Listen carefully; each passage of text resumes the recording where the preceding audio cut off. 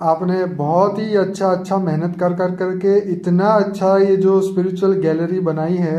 आपकी जीवन की जो तपस्या है, मेहनत है, इसको देख के पूरी मतलब ये देखने के लिए पूरी दुनिया तड़पेगी कि क्या माने बनाया है।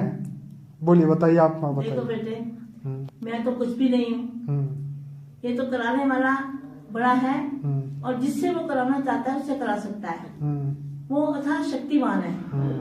तो उसने मुझे सिलेक्ट किया कि मैंने ये जब ज्ञान समझा और मैंने उसको चित्रों द्वारा दिखाने की कोशिश की है। जो मैंने सोचा समझा ज्ञान को, उसको मैं प्रत्यक्ष करने के लिए मैंने ये चित्र बनाए हैं। और मेरी बचपन से तलाश थी कि भगवान कैसा है, कहाँ होगा, कहाँ मिलेगा, वो किस रूप में है।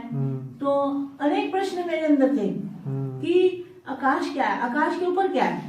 तो आकाश मुझे ऐसे लगता था बचपन में जैसे एक पिंजरे के अंदर में बंद हूँ। तो मैं ऐसे सोचती रहती थी बहुत ज्ञान के बारे में। तो उन प्रश्नों के जवाब मुझे बापूजी से मिले। बापूजी ने जब मुझे ज्ञान देना शुरू किया तो मैंने बापूजी को पहचान लिया।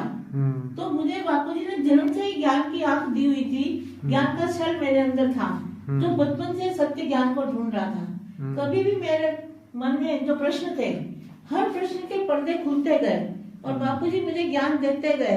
और मैं हैरान होती गई कि जो मेरे अंदर प्रश्न थे वो ही ज्ञान बापूजी मुझे दे रहे हैं। तो मेरे को दिव्य नेत्र आने लगा। दिव्य बुद्धि से मैं बापूजी के विराट रूप को देखने लगी। बापूजी के धाम को देखा, बापूजी के मूल स्थान को देखा, बापूजी कहाँ से आए हैं वो मैंने देखा। तो दिव्य बुद्धि खुलते खुलते मेरे सारे प्रश्नों के जवाबों की परतें खुलती गई। तो आज भी मेरे प्रश्नों के जवाब जो है काफी हद तक मुझे समझ में आ चुके हैं। तो इसलिए वाणियों में भी जिन्होंने वाणियां सुनी है, ब्रह्मा कुमारी में गए हैं लोग, उनको पता है कि दिल्ली की धरनी को सबको प्रणाम करना पड़ेगा। क्योंकि सबसे पहले जानने वाला, बापूजी को पहचानने वाली आत्मा जो है उसको कहते हैं कि दिल्ली जो है दिल लेने वाली है, भगवान का दिल लेने वाली दिल्ली होती है। तो दिल्ली इसलिए नाम पड़ा है। त्रिमूर्ति भवन भी नाम पड़ा है। और सारे नाम तो पढ़ते हैं, ऐसे तो नहीं पढ़ते, कोई ना कोई रहस्य होता है, उसी रहस्य के द्वारा नाम पढ़ते हैं। तो बापूजी को तो मैंने भरपूर ज्ञान लिया है बापूजी से। और जो चित्र में उतारा वो तो कुछ भी नहीं है, वो तो एक मामूली ज्ञान है। जो चित्र में उतारा गया है वो तो छोटा सा, थोड़ा सा उसका ज्ञान का एक अंश मात्र है। बाकी ज्ञान तो बापूजी ने इतना दिया है, अथाह ज्ञान दिया है, अनंत ज्ञान दिया है। बापूजी के ज्ञान का जो है वो बापूजी के ज्ञान का कहीं था नहीं पा सकते। बापूजी जो ज्ञान देते हैं, धरती का कागज बनाओ और जितनी भी वनस्पतियां, पेड़ है, उनके आप कलम बनाओ और सागर जितने भी उनकी शाही बनाओ।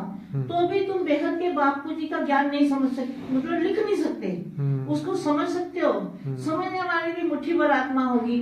तो ज्यादा आत्माएं समझ नहीं सकती, फिर बाद में माँ उनको समझाती रहती है, समझाते उनकी बुद्धि खुलती है। तो जो ब्रह्मा कुमारियों में गए हैं और जो शंकर पार्टी में भी गए हैं, उनको ज्ञान आसानी से वो समझ जाते हैं। तो बाहर वाली दुनिया वाले भी समझेंगे ये तो ज्ञान इसका है, ब्रह्मांडों का है, गैलेक्सिया है, गैलेक्सी के ऊपर यूनिवर्स है, उसके ऊपर ग्रेट यूनिवर्स है, ग्रेट यूनिवर्स है। ऐसे करते करते 10 के ऊपर 500 बिंदी लगाओ, इतने यूनिवर्स जो है वो साइंस वालों ने भी बताए हैं। तो इसके ऊपर भी था दुनिया है। ये दुनिया कहीं भी इतना भी इसका विस्तार है कि दुनिया का आकाश, परम लाइट, परम तत्व जो है, महातत्व, उनका कहीं भी था नहीं पा सकते।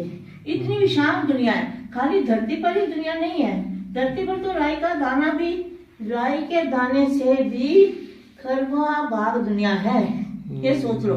तो आकाश तत्व जो हमारा, जो आकाश तत्व है, जिस आकाश तत्व में हम रहते हैं, वो आकाश तत्व जो है, वो आकाश तत्व भी राई का दाना है, ये समझ लो।